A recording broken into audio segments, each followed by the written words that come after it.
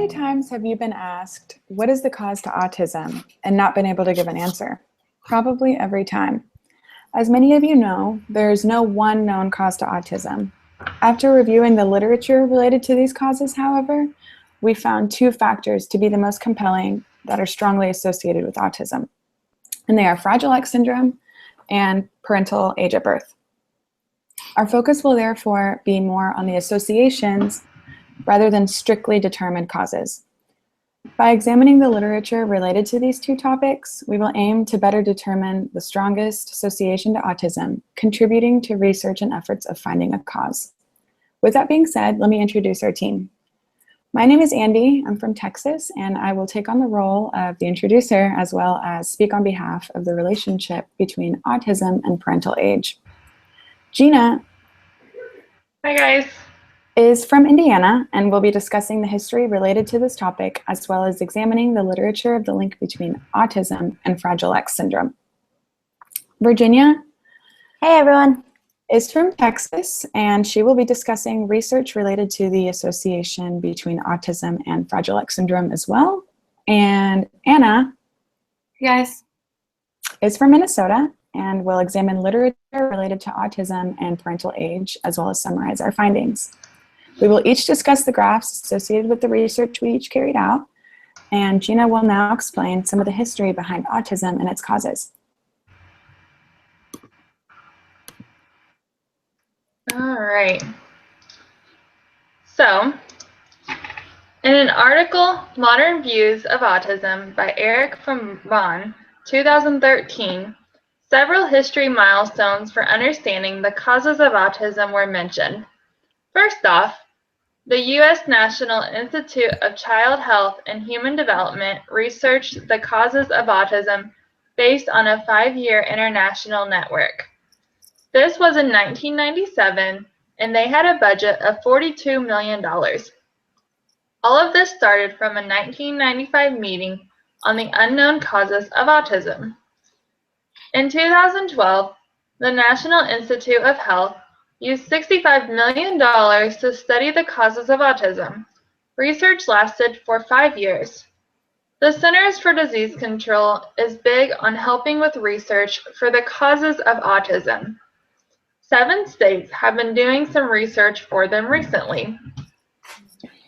The next slide will mention some of the spoken about causes of autism. There are several causes of autism that have been mentioned and researched, but these are some of the more popular ones researched. If you have researched the causes of autism or heard anything about it, these have probably all come up in some way or another. The MMR vaccine has been a very popular cause in the media. However, the overall balance of evidence continues to be against toxicity being a common cause of ASD. Instead, the research has leaned more towards a genetic cause. And now Virginia is going to be talking about Fragile X. Thank you, Gina. Like Gina mentioned, I will be discussing the link between Fragile X syndrome and autism spectrum disorder. In a study by Hagerman, Rivera, and Hagerman 2008, Fragile X syndrome is caused by a CGG, repeat expansion mutation in the promoter of the Fragile X mental retardation 1 gene, FMR1, and is the leading inherited cause of intellectual disabilities and the most common single gene disorder associated with autism. According to Wang, Kravis, and Hagerman 2010, the entire spectrum of autism is represented in children with Fragile X syndrome. Based on a few studies, the prevalence of autism spectrum disorder in individuals with Fragile X syndrome is reported to be approximately 18 to 36%. In females, the percentage with both the premutation and autism spectrum disorder was found at 5%, which is lower than in male carriers, which was found at 10 to 15%. Seizures also tend to occur with autism and Fragile X syndrome, and additional genetic mutation can also predispose an individual with Fragile X syndrome to have autism. Seizures in children with both Fragile X syndrome and autism spectrum disorder appear to happen 28% of the time than in children with just Fragile X syndrome and not ASD at 12%. One of the weaknesses in the study was that they used the DSM-4 text revision rather than the updated DSM-5. In my second article, according to Harris and his colleagues in 2008, compared the diagnostic classifications of 3 measures for autism in males with Fragile X syndrome. The study compared diagnostic classifications between the Autism Diagnostic Observation Schedule, the Autism Diagnostic Interview Revised, and the Diagnostic and Statistical Manual of Mental Disorders 4th edition text revision. The participants included 63 males ranging from 2.5 to 19.5 years old at an institute between 2001 and 2005, and they were all confirmed to have the FMR1 mutation by DNA studies. There were 39 participants who had the full mutation of the FMR1 gene, meaning that they had the FMR1 allele with 200 or more CGG repeats, and 24 participants had full mutation, where they had some cells showing an FMR1 full mutation and some cells with the FMR1 pre-mutation. On slide 5, an overall autism classification was assigned to each study participant based off the results. Figure 1 represents the ADOS, the ADIR, and the DSM-4 text revision criteria. The overall ratings showed that 30% had autism and 30% had PDD-NOS for a total of 60% rate of autism spectrum disorder. Based on this study, 15 of 63 met criteria for autism on all 3 measures. 2 of the 63 met criteria for PDD-NOS on the DSM-4 and the ADOS classification, as well as the ADIR. There were 18 of 63 who did not meet criteria for either PDD-NOS or autism on the 3 measures. The remaining 28 participants showed some kind of discrepancies between the ratings on all 3 measures, and the researchers had to use their clinical judgment to assign a rating of none, PDD-NOS, or autism. When utilizing only the ADIR, researchers found that 49% of the applicants met the criteria for autism. It's also important to note that the ADIR does not provide a cutoff level for classifications of PDD-NOS. When the ADOS was used, 32% of the participants met criteria for autism, and 17% met criteria for PDD-NOS, for a total of 49% meeting the classification of autism spectrum disorder. Lastly, when focusing on the DSM-4 text revision, 35% met criteria for autism and 24% met criteria for PDD-NOS, for a total of 59% meeting classification of autism spectrum disorder. One of the weaknesses found in this study was that they only included males. Now I will send it over to Gina, who will continue to explain the link between Fragile X and autism spectrum disorder. All right, thank you, Virginia. So I'll be doing 2 studies as well. This first study is by Wheeler et al., 2015. 758 people with Fragile X syndrome were studied. Caregivers of the children reported whether or not the child also had autism spectrum disorder. The DSM-4 and the DSM-5 were used to access the behaviors. Based on behavioral symptoms given by the caregivers, 38.7% of males and 24.7% of females met the criteria for the DSM-4 diagnosis of autism disorder. Although the number is smaller, several still met the criteria for autism based on the DSM-5. 27.8% of males and 11.3% of females met the criteria for autism spectrum disorder based on the DSM-5 criteria. 86.4% of males and 61.7% of females met the criteria for the restricted and repetitive behavior domain for the DSM-5. 29.4% of males and 13% of females met the criteria for the social communication and interaction domain. Autism with Fragile X is still unclear at times as a result of changing reports, but research of children with Fragile X had a suggestion that autistic behaviors are relatively stable while social withdrawal increases slowly but drastically over time in males with Fragile X. There are a couple of weaknesses to the study. The first one is that autism spectrum disorder was only based on the parents' reports. And the second one is that there was no assessment of the intellectual functioning. All right, now onto my graph. So this graph represents the article that I just talked about. It shows that boys are more likely to have autism or have the symptoms for autism. The first section of the graph represents the children who have previously had a PDD diagnosis. The second section represents children who had previously had an autism disorder diagnosis.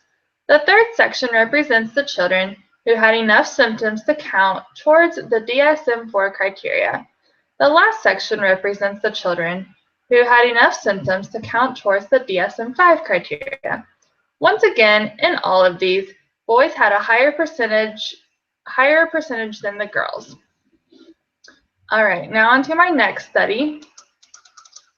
And this study is by Klusick J, Martin G.E., and Losh M. in 2014. Participants were studied to see whether boys and girls with Fragile X syndrome met the criteria for autism spectrum disorder in a research setting using the Autism Diagnostic Observation Schedule, or the ADOS, and the Autism Diagnostic Interview Revised, the ADIR.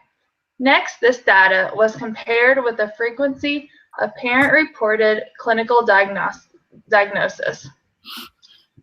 Fragile X syndrome is the most common inherited cause of intellectual disability and the most common known disability associated with autism. This study included 35 females and 51 males with Fragile X syndrome who were from eastern and midwestern regions of the United States. The mean age was 10 years old. So prior background research suggested that 60 to 74% of males and 16 to 45% of females with FXS meet criteria for autism spectrum disorder in research settings. Results from this particular research gathering showed that about half of the children met criteria for ASD on either the ADOS or the ADIR. ASD occurred 3 times more frequently in males than females. As far as both genders who had received a clinical diagnosis of ASD, it was at about a 25%. There are a couple weaknesses to this study as well. The first one is that only verbal individuals were included, and the second weakness is that it was only studied during one time, so it's not generalizable across other times. Next, Anna and Andy will be discussing the age factor. Hi guys, this is Anna. We are going to be discussing the factor of parental age. So numerous studies have found an increased risk of autism in children who have parents who are older at the time of giving birth. These studies, however, have had conflicting results. Many researchers have tried to study these effects by examining a variety of confounding variables. Common confounding variables include socioeconomic status, education levels of both the mother and the father, birth order, year of conception, and the list goes on.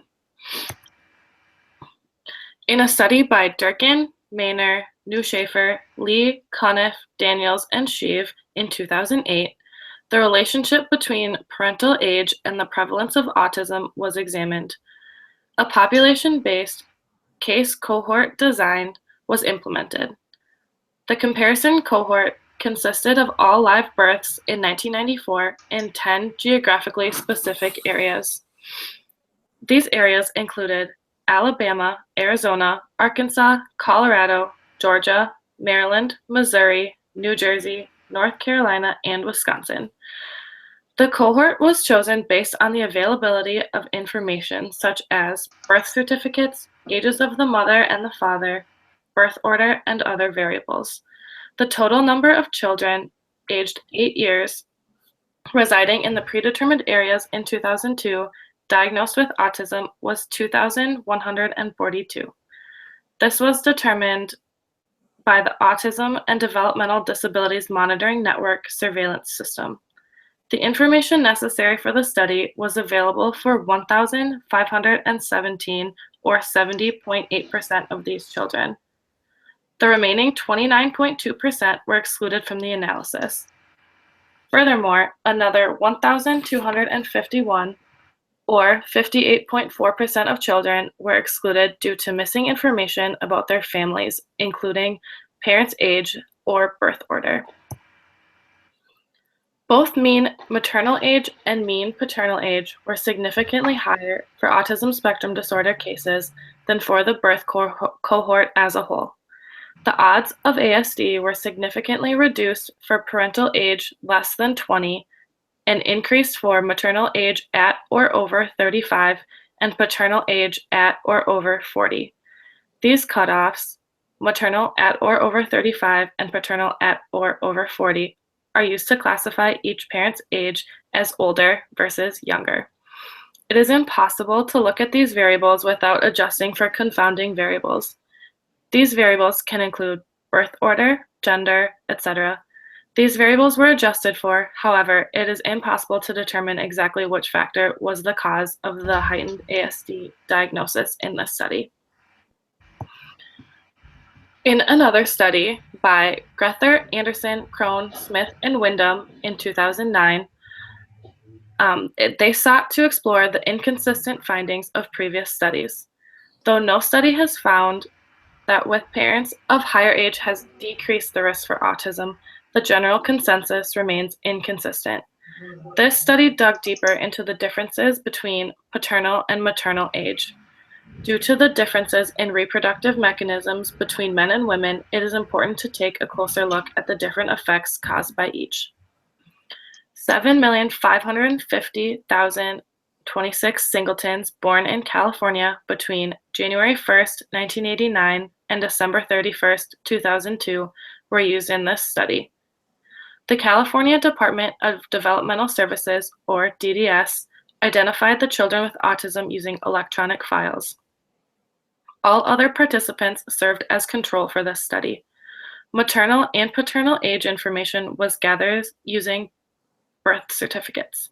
Maternal ages 15 through 44 and paternal ages 15 through 64 were used in this study. In order to account for confounding variables, other information was also gathered. This information included gender of the child, maternal and paternal education level, year of birth, maternal and paternal race or ethnicity, and socioeconomic status. The prevalence of autism within this population was found to be 3.1 per 1,000, and children with autism were more likely to be male than female. Both increasing maternal and paternal ages were associated with an increased risk for autism. For each 10-year increment in age, the odds ratio for autism associated with maternal age increased by 38% and paternal age increased by 22%. Maternal age effects appeared to be at an increased magnitude for children whose mothers were identified at a lower socioeconomic status. Limitations of this study included limited ability to further evaluate data for possible explanations. This study was also limited to a single source, DDS, and therefore may have caused them to miss children who do not meet the DDS specific standards to be considered diagnosed with autism. Strengths of this study include a very large population. Also, by limiting the study to singleton, the possibility of multiple gestational birth effects was eliminated. These graphs show the odds of autism increasing as does both maternal and paternal age. As you can see, the odds steadily increase as maternal age increases. This is also true for paternal age. However, there is a little more variation on the graph as paternal age increases. And now Andy will further discuss parental age in relation to autism. Thank you, Anna. Okay, so in a study examining the association between age and autism, Reichenberg and colleagues examined a group of Israeli citizens. So Israeli citizens are given a unique identification number at birth or at award of Israeli citizenship. So the draft board data for each person often includes the identification number of their parents. So this is what they used. They were linked to the parents' draft board assessment at age 17 years. There was a large sample size and ended up being 132,271 members that had both maternal age at birth as well as paternal age at birth. The data showed a link between advancing paternal age and risk of an autism spectrum disorder. Interestingly, though, there was not an association found between advancing maternal age and ASD. Offspring of men 40 years and older were 5.75 times more likely to have ASD compared with offspring of men younger than 30 years old. The autism spectrum disorders were true for autism, but not other related diagnoses such as Asperger's syndrome. The study did control for year of birth, socioeconomic status, and maternal age. There are clearly some limitations to the study.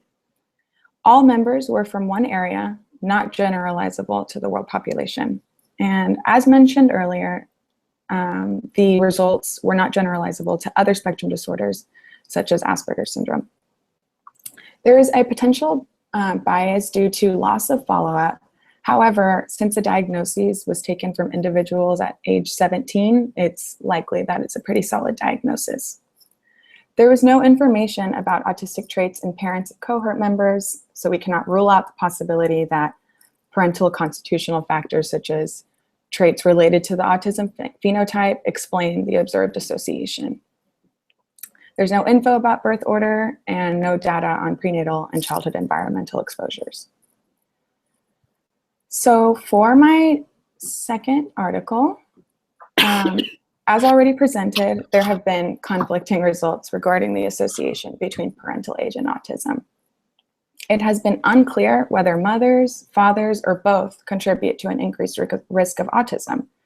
So in a study of parental age in a 10-year California birth cohort, Shelton and his colleagues aimed to determine the independent and dependent effect from each parent. Autism cases were taken from the California Department of Developmental Services records. Only singleton births with complete data on parental age and education were included. There were 12,159 cases. Results showed that children with autism were more likely than the controls to be male, to have older parents, and to be either non-Hispanic white or Asian as compared to children without autism. Like Anna's articles, the median age of mothers at the time of delivery was 30 for autistic cases and 27 for controls, and the median age of fathers was 32 among autistic cases and 29 among controls. So like her research said, the median age for mothers and fathers were older than the non-autistic groups. Results found that advancing maternal age increased the risk of autism regardless of the paternal age. Interestingly, autism risk was associated with advancing paternal age, but primarily when the mothers were younger than 30, so when there's a gap. In older mothers, however, the risk is entirely accounted for by maternal age at conception, with each year of age adding further to the risk. The researchers found that the maternal age was specifically associated with an approximate 18% increase in the risk of autism per 5-year increment in age. Compared with mothers of 25 to 29 years of age, mothers over the age of 40 had a 51% higher odds of having a child with autism. With regards to the fathers, each 5-year increase in age resulted in an approximate 11% increase in the odds for having a child with autism. Compared with fathers aged 25 to 29, fathers aged 40 or older had a 36% increased odds of having a child with autism, and a 78% increase when compared to fathers younger than 25. Like with most research, there were some limitations. There was some missing information on father's age from the birth records, approximately 7% of it, So I purposely presented 2 articles with contrasting evidence. In the study in Israel, Reichenberg and his colleagues found that father's age was a huge risk factor. Shelton et al. Argued that maternal age was more associated to ASD risk. However, Reichenberg's et al.'s study had less limitations. So Anna will now summarize our findings. In summary, what causes autism is an extremely complex and difficult topic to study. Though we have discussed the increased odds associated with Fragile X and age factors, both are largely inconclusive. There is clearly no method for determining which findings are due to chance or consequences of some other known factor. More research is needed in order to continue to search for an exact cause, though it is possible that an exact cause may never be known. And to end our presentation, we would like to conclude with a few questions. And first, I will ask Gina if it was difficult for you to find any reliable research on this topic.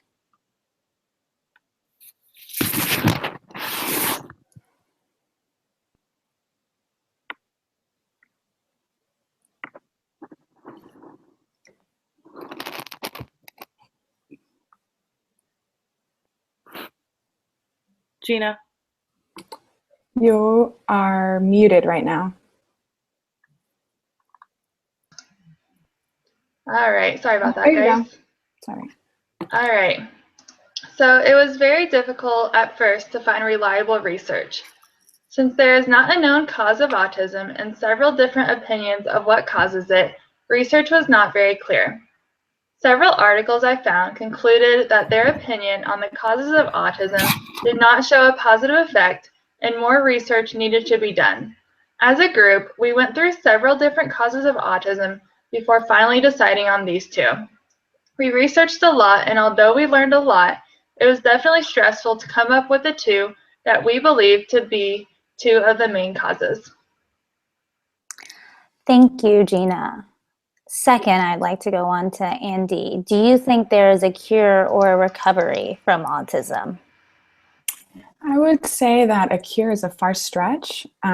There, for example, currently isn't one single medication prescribed to individuals with autism. There is, however, many evidence-based interventions currently used in treating the different deficits associated with autism, such as social, behavior, and language. Awesome. Thank you, Andy. And to conclude, Anna, was there any research that persuaded your opinion on the causes of autism? Honestly, there was not anything that persuaded my opinion. I truly believe that there are numerous factors at play when talking about what causes autism. In my opinion, we will never be able to say with 100% certainty that we know what the cause is. However, I do think it is useful to continue exploring this area of research and looking into the various factors. I think it is beneficial in coming up with treatments and different things that we can use to help people diagnosed with autism kind of cope with that and kind of, gain those life skills that they may have a hard time picking up on their own. But I do not think that determining a single cause is possible. All right. Well, thank you guys for watching in on this video, and good luck on finals.